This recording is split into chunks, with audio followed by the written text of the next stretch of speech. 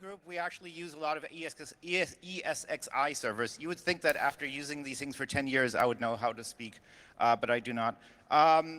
We use these for virtualizing d'opérateurs, j'utilisais des serveurs ESXi pour gérer la virtualisation. Et pas mal de personnes utilisent des processus qu'il faut vraiment réussir à isoler pour ne pas qu'ils s'étendent entre l'hyperviseur et l'environnement virtuel. And he's from Triton Security Labs, and he's going to show us. Donc, notre présentateur pour cette session va nous montrer l'exploit qu'il a découvert au dernier capture de flag en Chine. J'aimerais que vous accueilliez F1YYY sur cette scène avec moi. Hello. Hello. Hello. Hello. Thanks for the instruction. Bonjour. Merci pour l'introduction. Bonsoir à tous. Je suis F1YYY et je suis à Georgia Tech. Je vais vous montrer comment on peut sortir d'une machine virtuelle sandbox sur un serveur ESXi. Je vais vous partager mon expérience et le travail qu'on a fait avec CentOS sur ESXi. We come from the Triton Security Research Lab. On vient de Chitinco, du centre de recherche Chitinco à Pékin. On a fait pas mal de recherches sur l'IoT, les attaques, la recherche d'attaques IoT, Android et PS4. On a une présence à la DEF CON, on a plusieurs équipes qui ont gagné à la DEF CON et à la HitCon. Donc, si vous êtes intéressé, on vous invite à participer à nos Catch the Flag, à nos CTF. Donc, avant de commencer notre aventure pour nous échapper d'une machine virtuelle, on va voir ce que veut dire s'échapper d'une machine virtuelle. Donc, je vais demander, est-ce que certains d'entre vous utilisent un logiciel de virtualisation comme VMware Workstation ou Hyper-V, VirtualBox, etc. Levez vos mains. Ok, merci. On en a beaucoup dans la salle. Donc, si vous êtes un ingénieur logiciel ou dans la sécurité, vous avez probablement utilisé des logiciels de virtualisation. Si quelqu'un entend parler de s'échapper de machine virtuelle, qui a entendu ça? Levez vos mains. Oh, je suis surpris, c'est vraiment beaucoup de gens. Ça me montre que beaucoup de gens sont au courant du sujet. Mais j'avais besoin d'introduire ça quand même. Donc, qu'est-ce que ça veut dire le Virtual Machine Escape? La plupart du temps, l'hôte, le serveur, le système d'exploitation qui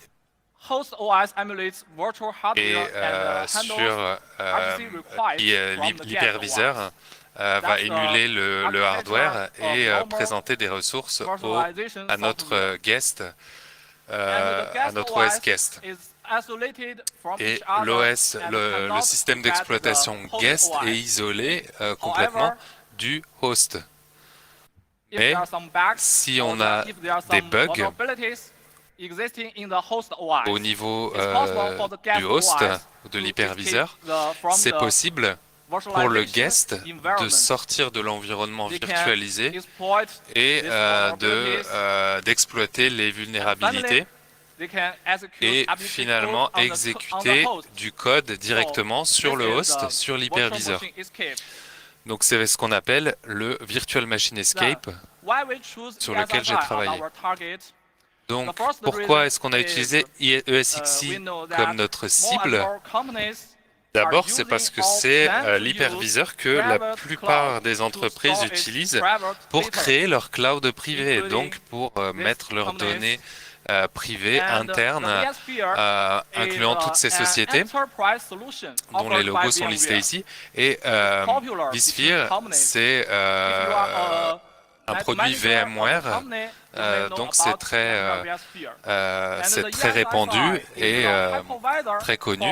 Et ESXi, c'est l'OS hyperviseur pour VMware vSphere. Donc, pourquoi on l'utilise dans le cloud privé? C'est voilà la première raison pour laquelle je me suis penché là-dessus. Et la deuxième raison, c'est qu'on utilise ça pour... on a eu beaucoup de vulnérabilités qui ont été démontrées dans VMware Workstation et comment sortir d'une machine virtuelle dans Workstation en utilisant les cartes graphiques, les ports Ethernet, etc. Mais on n'a eu aucun escape démontré public sur ESXi. Et du coup, c'était un challenge pour nous et on aime le challenge. Alors pourquoi ESXi c'est si utile? Parce que je pense qu'il y a assez peu de documents sur l'architecture. Alors la seule chose qu'on a trouvé c'est un white paper proposé par VMware. Le white paper, il a seulement quelques définitions, quelques images, pas de détails. D'abord on va regarder l'architecture de ESXi. Alors c'est un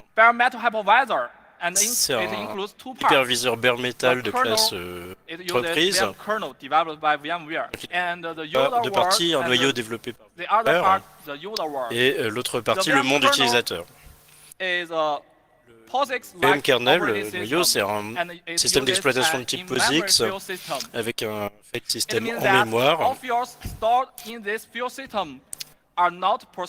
Et les données qu'on stocke dans ce système ne sont pas persistantes. Et il gère aussi du matériel et le scheduling des ressources. Alors il inclut aussi des drivers de VMM, des files d'entrée-sortie, des API. Et le user space, lui, tient ce qu'il faut pour faire tourner les process sur l'OS VM kernel. Ces process ont le droit d'utiliser seulement une partie limitée du POC et des signaux. Ils ont accès à une partie de l'API POSIX. Ils ont des process utilisateurs du type hostd, SSHD, etc. Ça, c'est l'architecture de ESXi. Alors, je voudrais donner un exemple pour montrer comment ça fonctionne en pratique. Le processus VMX côté utilisateur, il parle avec VMM en utilisant des syscalls custom pas vraiment documentés. Et VMM va lancer l'environnement depuis l'OS virtualisé. Et donc il a des instructions sensibles pour... Donc le process VMM, il émule aussi le matériel virtuel. C'est comme ça qu'une machine virtuelle marche dans ESXi. Alors comment on fait pour s'échapper de la machine virtuelle? S'il y a une vulnérabilité dans le matériel virtuel de VMX, on peut écrire un driver ou un exploit pour s'en échapper. Le driver va parler au matériel virtuel et exploiter la vulnérabilité. Par exemple, exécuter du shellcode dans le processus VMX. Et c'est ça qu'on arrive à sortir de la machine virtuelle. Alors la deuxième raison pour laquelle le SXI est si difficile, c'est l'API User World. Alors VMX utilise plein d'appels système non documentés, customisés. Et réussir à écrire du code pour VMX, c'est difficile parce qu'on ne sait pas quel message on utilise. Alors, par chance, on a réussi à trouver deux tables de syscall après avoir décompressé le loader. Donc on a trouvé par exemple ces deux symboles vont être utiles si on veut reverse engineer un peu de code de VMX. Et il y a aussi des protections de sécurité, donc par exemple l'ASLR et du NX. Donc on est obligé de faire fuir un peu d'adresse mémoire pour réussir à casser la randomisation de l'espace d'adressage. Et enfin, il y a encore une autre protection qui est une sandbox qui isole le processus VMX. Donc si par exemple on exécute du shell dans le process VMX, en fait on ne peut pas exécuter de commandes, on ne peut pas lire des champs sensibles, à moins qu'on ait réussi à aussi sortir de la sandbox.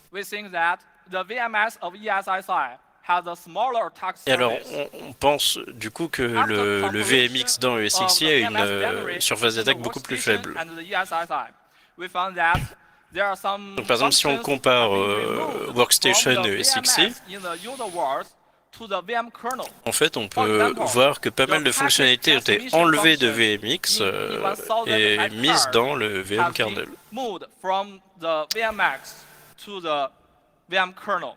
Par exemple la partie transmission de paquets de réseau qui a été déplacée de VMX dans le noyau.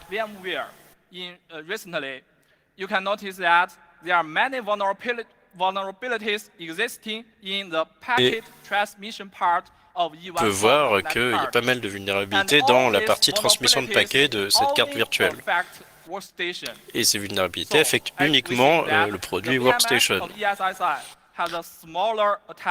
Et donc le VMX dans le SXI a une plus petite surface d'attaque. Maintenant, regardons comment on peut s'échapper de ESXi. Donc, on va utiliser deux vulnérabilités VMX dans notre exploit. La première, c'est un stack, une vulnérabilité de stack non utilisé. Et le deuxième est pour les stacks non utilisés en lecture. Donc on a les codes des vulnérabilités. Donc ce qu'on peut faire ici, c'est qu'on peut faire du arbitrary address free avec le premier et on peut avoir un leak d'informations avec le second. Donc en combinant les deux, on peut faire de l'exécution de shellcode arbitraire dans le process VMX. Et finalement, on utilise une vulnérabilité logique pour s'échapper du bac à sable, du sandbox de VMX et entrer à l'hyperviseur de SXI. Donc, regardons la première vulnérabilité. Donc, c'est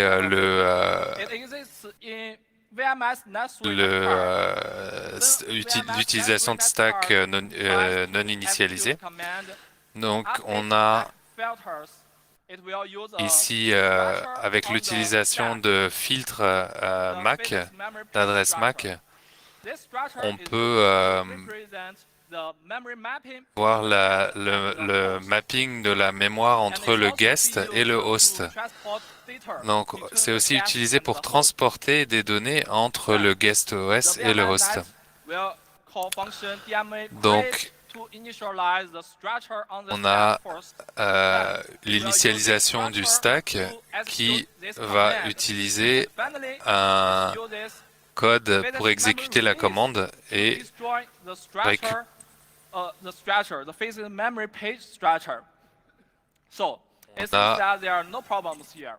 Ici, on dirait qu'on n'a pas de problème sur l'exécution en mémoire, mais si on regarde la fonction, on voit que si on essaye d'exécuter ce code, on a un check qui se fait avant l'initialisation sur la pagination de la mémoire physique.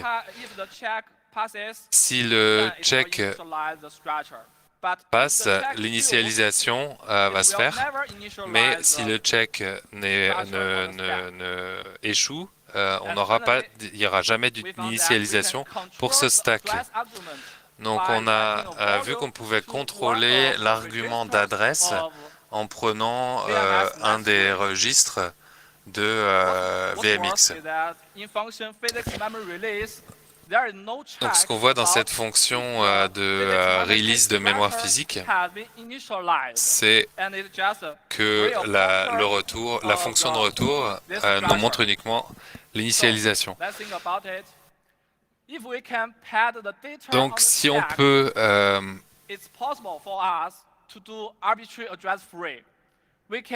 pad a fake physics memory page structure on the stack and then make the check fields in the function DMA memory. On peut écrire un champ arbitraire dans la structure de page et le faire libérer un pointeur de notre structure de page physique. Donc il faut qu'on trouve une fonction pour écrire de la donnée sur la pile. Alors quelque part c'est un motif de développement standard. Donc on écrit sur la pile quand la variable est petite et sinon on passe sur le tas. Et donc on a trouvé une fonction qui a ce pattern. Donc cette fonction est utilisée quand l'OS virtualisé essaye de gérer la structure TSB.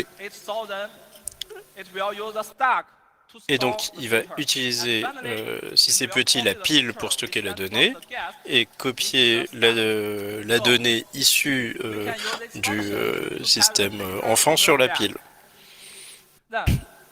Donc, alors comment on combine tout ça pour faire un free d'une adresse arbitraire? Donc pour ça, on va dans l'OS guest, on utilise l'instruction outSB pour réussir à corrompre la pile de VMX. Et donc pour ça, on va construire une structure de page physique. Et donc on lui met un nombre de pages de 0 et l'adresse qui est la fameuse adresse qu'on veut libérer. Et ensuite on utilise le réglage VMXNet3 qui était utilisé dans la fonction qui crée la page. Et ensuite on émet une commande VMXNem3 pour mettre à jour les filtres Mac. Et c'est à ce moment-là que dans VMX, il va appeler la fonction feedMemRelease pour détruire la structure de page qu'on a remplie juste avant. Donc il va vérifier que page_count est égal à 0 et dans ce cas-là, il fait un free sur le champ pageArray qui est dans notre fausse structure. Et donc avec ça, on peut faire un free arbitraire en utilisant la pile utilisée. Alors l'autre vulnérabilité, c'est aussi dans la partie de carte réseau de VMX. Et donc c'est une structure, c'est une fonction qui permet de coalescer deux commandes. Donc pour ça, il va lire une longueur du guest qui doit être 16. Et ensuite, il va initialiser les 8 premiers octets d'une structure sur la pile.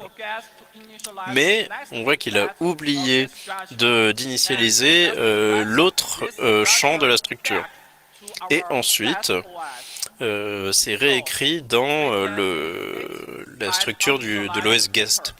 Et donc, grâce à ça, on arrive à extraire 8 octets non initialisés du process VMX.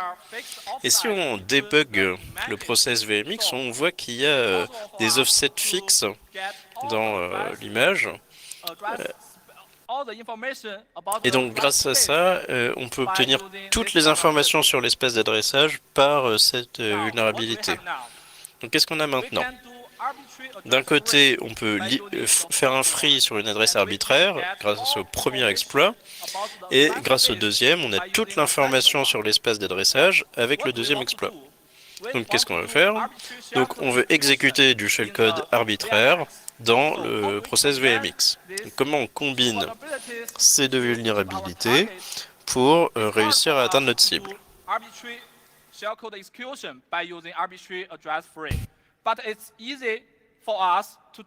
Alors en fait, ce qui est pas facile, c'est d'exécuter le shellcode arbitraire, mais ce qu'on peut facilement faire, c'est écrire à une adresse arbitraire. Donc d'abord, comment on va réussir à écrire dans une adresse arbitraire en utilisant un free d'une adresse arbitraire? Donc pour ça, il nous faut une structure qui contient des pointeurs où on peut écrire et une taille. Et comme ça, on pourra écraser cette structure et avec ça, on pourra facilement écrire des adresses arbitraires.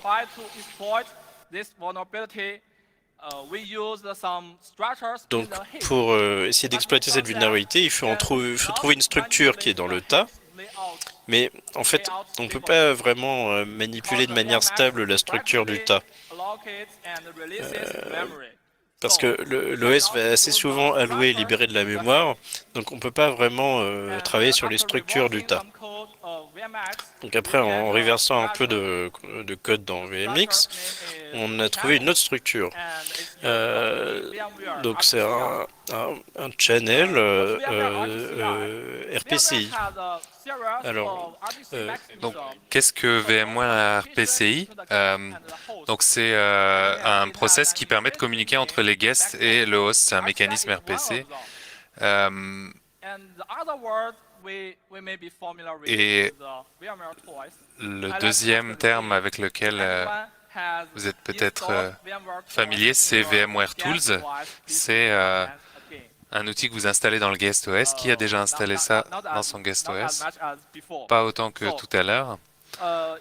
Donc, si vous utilisez VMware Workstation, vous avez probablement installé VMware Tools dans votre guest, parce qu'une fois que vous l'installez, vous pouvez utiliser des fonctionnalités qui sont très convenientes, comme faire un copy-paste entre votre host et votre guest, ou faire un drag and drop entre votre guest et votre host, etc. VMware Tools implémente quelques commandes RPCI. Ici, on a quelques exemples. On peut utiliser InfoSet pour renseigner des informations sur notre guest.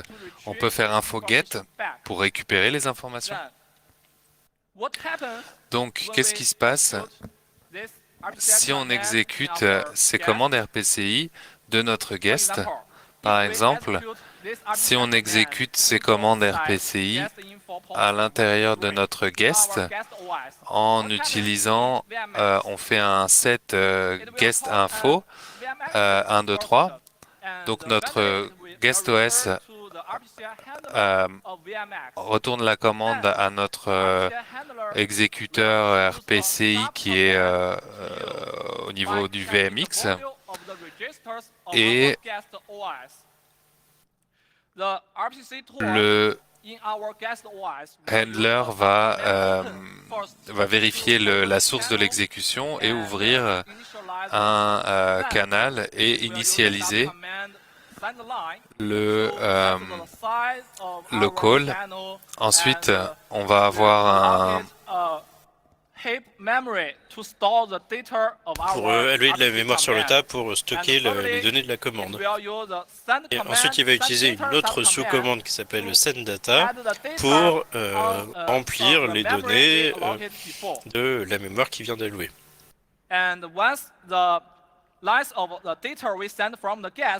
Et donc, les données qu'on a envoyées du guest, la taille,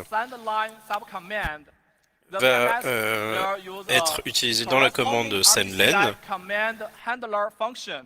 qui est dans le handler RPCI. Et donc enfin, il va utiliser la sous-commande close pour détruire la structure channel, y compris la taille et le pointeur de données. Donc, voilà, c'est ce qui se passe quand on lance cette commande RPCI depuis le guest. Et en plus, il y a aussi une structure de channel dans le segment de données qu'on peut utiliser. Donc ça, c'est vraiment la structure parfaite pour notre exploit. Donc, maintenant qu'on a tout ça, on a tout ce qu'il faut pour... on a la structure qu'il faut pour les combiner. Alors, on remarque aussi que VMX utilise ptmalloc de la glibc pour gérer son tas. Donc, on choisit du coup d'utiliser l'attaque fastbin. Alors, qu'est-ce que c'est l'attaque fastbin? Alors, c'est une méthode pour exploiter les vulnérabilités de tas dans ptmalloc en utilisant la liste simplement chaînée. Et donc, cette méthode d'exploiter ptmalloc, c'est la première méthode que j'ai appris quand j'ai appris à faire des exploits.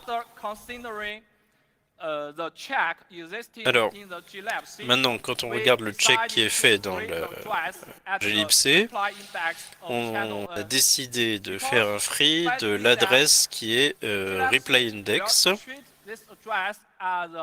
parce que, en fait, la glibc va traiter ça comme un faux chunk de mémoire. Donc d'abord, il vérifie la taille courante du bloc de mémoire. Et on va choisir la taille du faux bloc mémoire pour être la taille de la structure channel. Et grâce à ça, on va pouvoir chanter le check qui est fait dans VMX. Donc, une fois qu'il y a le free qui est fait, le faux chunk va être mis dans la liste chaînée fastbin. Et donc, on va réallouer le faux chunk avec la structure donc le channel crochet n+2. Et grâce à ça, on pourra facilement écraser channel n+1 en mettant des données dans channel n+2. Et grâce à ça, on va réussir à écraser des parties du channel n+1. Donc c'est assez facile de faire des écritures à des adresses arbitraires en construisant une fausse structure channel. Donc maintenant on se rappelle de notre cible. Notre cible, c'est de faire de l'exécution de shellcode arbitraire dans VMX. Et pour l'instant, on en est à l'écriture à une adresse arbitraire. Alors, il y a plein de façons d'exécuter du code shell arbitraire en faisant des écritures à des adresses arbitraires. On peut faire du ROP, par exemple. Donc, par exemple, on va écraser le segment god.plt. Donc, par exemple, si on écrase le pointeur de données du channel n+1 avec l'adresse du segment god.plt, donc on met un pointeur de fonction dans le god.plt.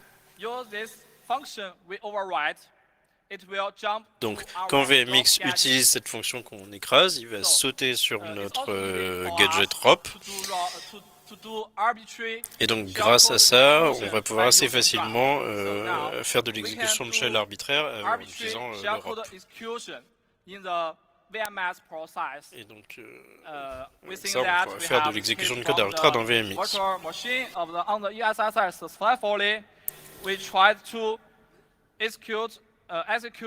Et donc là, le process VMX va essayer d'exécuter une commande, mais malheureusement, ça marche pas. Donc, on a essayé de lire des champs sensibles comme ETC Password, et ça n'a encore pas marché. Et c'est là qu'on a réalisé qu'en fait, il y avait une sandbox. Et donc, on ne peut pas exécuter toutes les commandes qu'on veut si on n'a pas aussi sorti de la sandbox. Donc, la prochaine partie, j'aimerais vous montrer comment on analyse et comment on s'échappe de la sandbox. Donc, après avoir réalisé qu'on avait une sandbox dans ESXi, on a regardé le code au niveau du VM kernel et on a trouvé un module qui s'appelle Access Control Subsystem. Et ce module implémente les checks pour les syscalls. Et c'est une sandbox qui est basée sur des règles. Donc, on a cherché la configuration, les fichiers de configuration, et ils sont dans ETC VMware Sec Policy Domains. Et on a plusieurs domaines, des règles qui sont dans différents domaines de notre sandbox.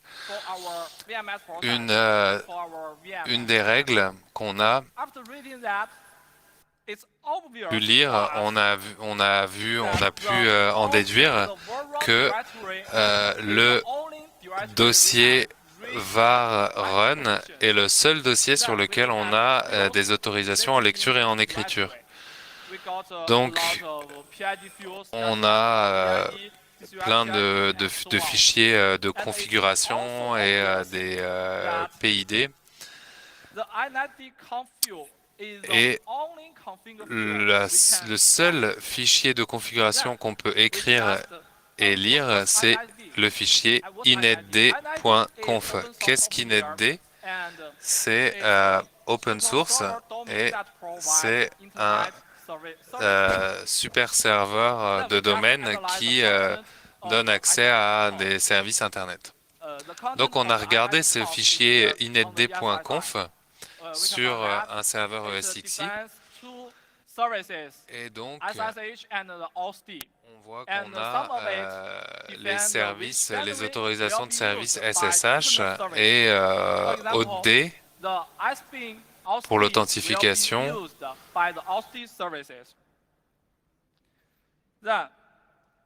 Et on voit pour la partie authentification, on a réalisé que les services sont toujours enablés, sont toujours activés, même si les services SSH sont désactivés. Donc, qu'est-ce qui se passe si on remplace la partie de configuration pour l'authentification? De cette manière, on pourrait rediriger l'authentification pour autoriser, on pourrait bypasser les règles et pouvoir lancer des processus. On a donc analysé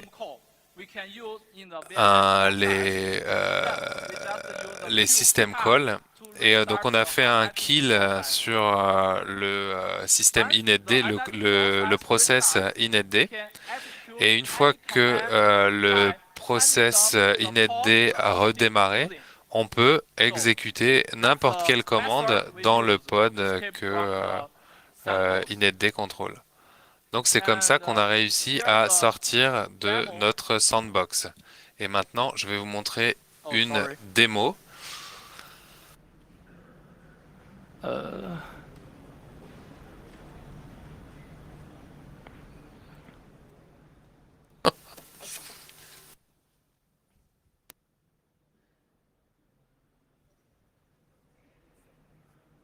Oh, it seems that I cannot play this volume.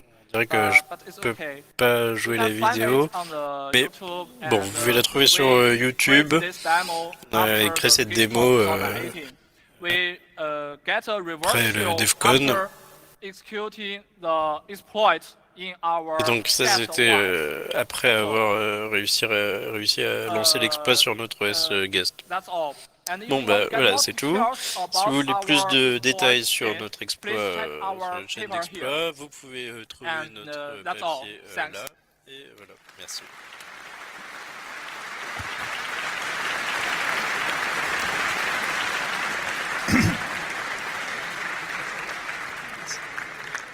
So I don't think I'm actually worthy to share the stage with F1 YYY. That was awesome.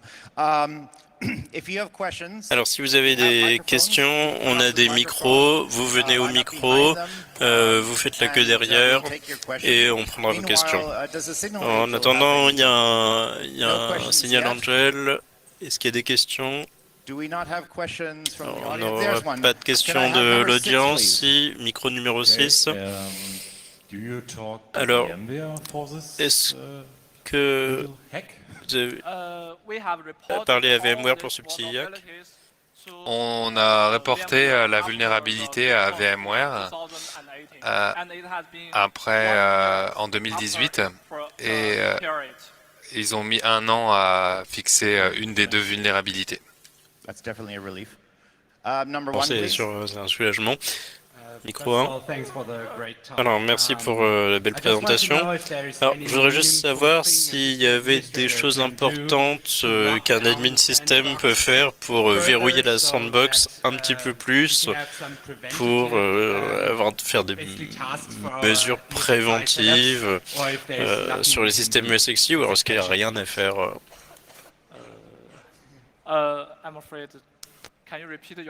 Est-ce que vous pouvez répéter la question? C'était un peu trop rapide pour moi. Est-ce que on peut faire quelque chose en tant qu'administrateur pour renforcer encore plus la sécurité autour de l'environnement de Sandbox? Donc, oui, on peut désactiver l'environnement de Sandbox en ligne de commande sur les serveurs ESXi. Je ne vous ai pas mis la commande dans cette présentation, mais j'ai trouvé la commande dans la documentation. On peut la trouver en recherchant la documentation ESXi.